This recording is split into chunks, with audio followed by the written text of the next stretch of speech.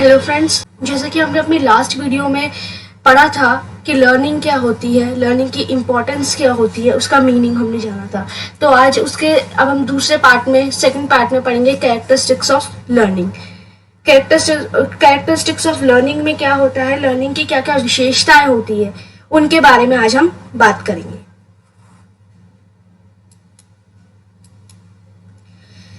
Characteristics जो learning का first है वो है learning is an innate tendency. मतलब क्या होता है, लर्निंग जो होती है ये जो भी एक मनुष्य होता है, एक बालक होता है मनुष्य, उसकी ये जन्मजात प्रवृत्ति होती है। यानी कि प्रवृत्ति मतलब वो इसकी टेंडेंसी होती है, इनेट टेंडेंसी। मतलब जैसे ही वो जन्म ले लेता है, जन्म से ही वो अपनी लर्निंग जो है स्टार्ट कर देता है। उसका हंसना, उसका रोना, वो सारी चीजें उसके लर्निंग के अंदर ही आ जाती है। अब लर्निंग जैसे जैसे बच्चा बड़ा होता जाता है, उसकी जो लर्निंग की स्पीड होती है वो बहुत ही फास्ट होती है। बस जैसे जैसे उसकी एज होती रहती है, वैसे वैसे जो इसकी जो टेंडेंसी होती है, ये इनेट टेंडेंसी की जो स्पीड होती है वो स्लो होती रहती है। तो ये जो नेचुरली बिहेवियर में जो भी चेंजेस आते हैं, तो ये नेचुरली आते हैं, एज बाय एज आते हैं बच्चे के अंदर। तो हम ये यहाँ पे कुछ है लिखा हुआ जो हम पढ़ते हैं।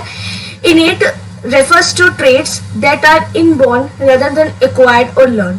मतलब क्या होता है, इनेट जो है रेफर करता है वो ट्रेट्स जो बच्चे के अंदर पहले से ही होते हैं, इनबॉर्न होते हैं, जन्म के साथ उसके अंदर ही होते हैं। ये सीखता नहीं है, ये वो ट्रेट्स होते हैं जो वो पहले से ही इसके साथ ही जो है जन्म लेता है। Innate behaviours occur naturally and automatically. जो भी इनेट बिहेवियर जो होते हैं, इनेट बिहेवियर में नेचुरली जो है ऑकर होते हैं, ऑटोमेटिकली वो सामने आते हैं बच्चे के बिहेवियर में। जैसे कि such as smiling, laughing that appears as part of milestones of development in infants rather than being learn by example. यानी कि वो उन चीजों को सीखता नहीं है, वो अपने बचपन से ये चीजें सीख कर आता है। अपने जन्म से लेकर जो भी चीजें वो सीखता है, जैसे कि हंसना, किसी को भी वो अपने जानने वाले को देखता है, जब छोटा बच्चा तो वो हंसता है, वो अपने आप उसने सीखा है, किसी को देख के नहीं सीखा। ये सारी चीजें उसके अंदर आएंगी। नेक्स्ट है हमारा, यानी कि हमारी एक इनेट टेंडेंसी है जो कि मनुष्य जन्मजाति प्रवृत्ति उसके अंदर आ जाती है। अगला है लर्निंग इज पर्पसिव। अब ये तो सभी जानते हैं कि लर्निंग हम करते हैं किसी न किसी पर्पस को लेकर ही करते हैं। जैसे कि अभी मैं ये वीडियो बना रही हूँ इस पर्पस से कि ज़्यादा से ज़्यादा लोग इस चीज़ से जुड़े और लर्निंग को जो है बेस्ट तरीके से जान पाए कि कैसे कैसे लर्निंग को बढ़ाया जाता है, क्या क्या चेंजेस इसमें होते हैं, क्या क्या इंपॉर्टेंस इसमें होती है। तो वही चीज़ कहते हैं हम कि learning is always purposive and goal directed. मतलब हम कुछ भी सीखते हैं वो हमारे अंदर कोई पर्पस होता है कि किसी चीज़ को करने के लिए वो हम सीख रहे हैं। जैसे मैं एग्जाम्पल देती हूँ कि इंजीनियरिंग में बच्चे जो होते हैं, इंजीनियरिंग के लिए कोचिंग क्लासेस जाते हैं, वो क्या कर रहे हैं, वो लर्निंग किस लिए ले रहे हैं, वो उनका एक गोल है कि उनको इंजीनियर बनना है।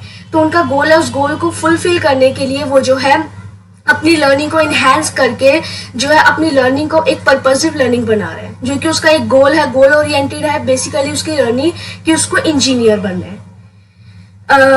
Individual act on believes, attitudes, changing conditions and they strive towards goals. मतलब अपने गोल्स की तरफ घूमते रहते हैं हम। वैसे कि जो भी हमारा होता है, हम अपने गोल को फुलफिल करना हमेशा ही चाहते हैं कि जो भी होगा हम उस चीज में अच्छी तरीके से पढ़ जाएंगे। अब ये तो हम जानते हैं कि बिना किसी हमारा कोई पर्पस ही नहीं है, बिना किसी चीज के लिए तो हम कोई लर्निंग करते नहीं है, कि हमें कुछ ना कुछ जब कुछ सीखने को मिलता है तभी हम उस लर्निंग में जो इन्वॉल्व होते हैं, अपना एक्टिव पार्टिसिपेशन दे पाते हैं।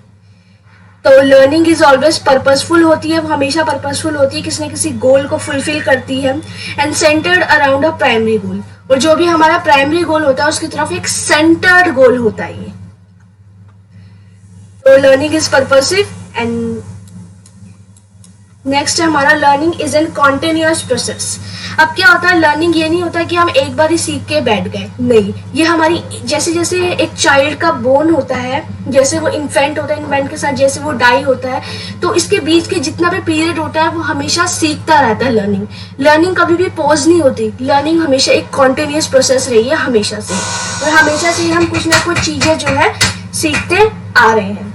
अगला है continuous learning is the process of learning new skills and knowledge and ongoing basis. This can come in many forms. from formal course taking of casual social learning. Continuous learning can also be within organization or it can be personal.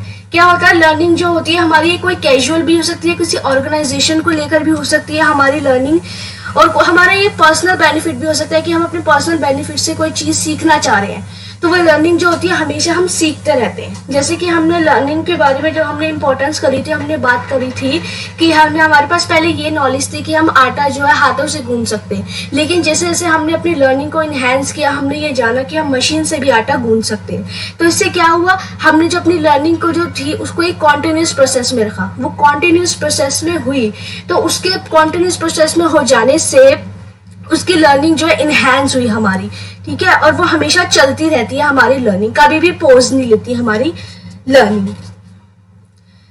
Next है learning is universal. अब क्या होता है, learning universal है, ये नहीं है कि लर्निंग हम घर में बैठे बस घर में ही सीख सकते हैं हम चीजें, नहीं, लर्निंग एक यूनिवर्सल है, यानी कि हम कहीं पर भी किसी भी तरीके से किसी भी तरह की नॉलेज जो है हम गेन कर सकते हैं। जैसे किसी हम जाते हैं किसी मॉल में जाते हैं, मॉल में हम अलग अलग तरीके की चीजें देखते हैं, हम चीजों को देखते हैं तो हम चीजों के बारे में लर्न कर पाते हैं कि हाँ ये चीजें इस तरीके से यूज कर सकते हैं हम। तो क्या हुआ, हमने एक मॉल में भी जाके हमने नई नई चीजें जो है सीख ली। अब किसी बच्चे को, जैसे कि हम स्कूल में बच्चे को क्या करते हैं, पार्क में लेके जाते हैं तो उनको मोटिवेशनल जो है चीजें सिखाते हैं, जो भी हमारे एथिक्स होते हैं, नेचुरल एथिक्स होते हैं, वो चीजें हम उनको सिखाते हैं। तो क्या हुआ, हमने जो एक पार्क का यूज करके बच्चों को चीजें सिखाई, बच्चों को हमने अलग अलग तरीके की लीव्स सिखाई, उनको अलग अलग ट्रीज सिखाए, उनकी इंपॉर्टेंस सिखाई, तो बच्चे ने पार्क में जाके भी नई नई चीजें सीख ली। ऐसे ही हम जैसे हम नई नई जगह पे जाते हैं तो हमारी लर्निंग जो है हम कहीं पे भी किसी भी तरीके की सीख पाते हैं। जो हमारी लर्निंग होती है ये हमेशा ही एक यूनिवर्सल रही है, हमेशा से ही अलग अलग तरीके से हम ऐसी प्रक्रिया को सीख पाते हैं जिससे कि हम जो भी हम अपने रह रहे हैं सोशल एनवायरनमेंट में, हम नए नए लोगों से मिलते हैं, उनकी स्किल्स को जानते हैं, अपनी लर्निंग को और बेस्ट बना पाते हैं, इनहेंस कर पाते हैं। तो लर्निंग जो है एक ही जगह पे बैठ के नहीं कर सकते, ये इंट्रोवर्ट नहीं है, ये एक्सट्रोवर्ट है। अगला है लर्निंग इज ट्रांसफरेबल। अब क्या होता है, लर्निंग जो होता है, जैसे कि मैं यहाँ पे वीडियो बना रही हूँ लर्निंग के टॉपिक पे, जो क्या है मैं ट्रांसफर कर रही हूँ आप लोगों को कि लर्निंग क्या होती है, लर्निंग की इंपॉर्टेंस क्या होती है। तो इससे क्या हो रहा है, मेरी जो नॉलेज है वो क्या है, ट्रांसफर हो रही है। तो लर्निंग ऐसा नहीं है कि आपने अपने पास ही रख ली, नहीं, लर्निंग जो भी हम लर्न कर रहे हैं उसको हमारा बेस्ट वो होता है, बेस्ट आउटकम निकालने के लिए हमें दूसरों के साथ शेयर करनी चाहिए। जैसे हम दूसरों के साथ अपनी लर्निंग जो है शेयर करेंगे, उससे क्या होगा, हम नए नए आइडिया सीख पाएंगे, नई नई वैल्यू सीख पाएंगे लोगों की, और अपने अंदर क्या है एक बेटर ह्यूमन बीइंग हम बन पाएंगे, और अपनी लर्निंग तो हमारी इनहेंस होएगी, न्यू स्किल्स जानेंगे हम, न्यू नॉलेज जानेंगे, जिससे कि है हम एक बेटर आउटकम निकाल पाएंगे। ये एक ही बारी में सीखी जा सकती है। अगला है हमारा learning consist in 3 elements. Learning के अंदर क्या होते हैं, 3 जो एलिमेंट्स होते हैं वो कंसिस्ट करते हैं जो बहुत ही इंपॉर्टेंट होते हैं। फर्स्ट है कॉग्निटिव, सेकंड है इमोशनल, एंड थर्ड है हमारा मोटर डेवलपमेंट।